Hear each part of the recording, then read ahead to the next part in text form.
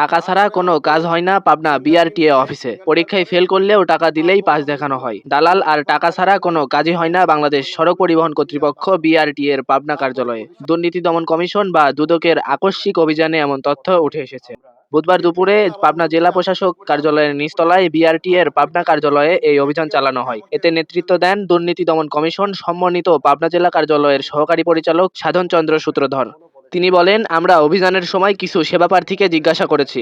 তাদের মাধ্যমে জানতে পেরেছি এখানে দালাল ছাড়া কোনো কাজ হয় না। এখানে কাজ করতে 10 থেকে 12,000 টাকা পর্যন্ত দিতে হয়। এমনও অভিযোগ আছে যে 2019 সালে কাগজপত্র দিয়েছেন কিন্তু কাজ হয়নি।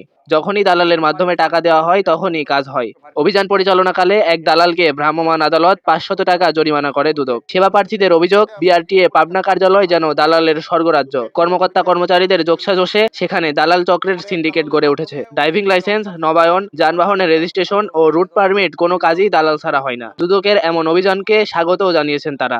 আমাকে ফিঙ্গারপ্রিন্ট নেয়, ফিঙ্গার নেওয়ার পরে 5 বছর আমাকে ঘুরাই। স্মার্ট কার্ড আসে নাই, 6 মাস করে শুধু হচ্ছে মেয়াদ বাড়ানো হয়। তারপরে 25 সালে এসে বলতেছে যে আপনার এটা আর হবে না, আপনি নতুন করে আবেদন করেন।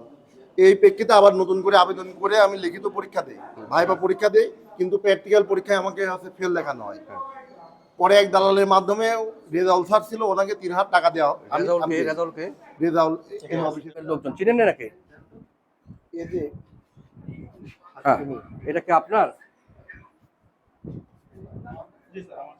যদি 22 সালের এই নথির সমস্ত কাগজপত্র বার করেন, এই 22 সালের যে কাগজপত্র উনি প্র্যাকটিক্যাল পরীক্ষায় ফেল করেছিল, ওই কাগজটি দেন।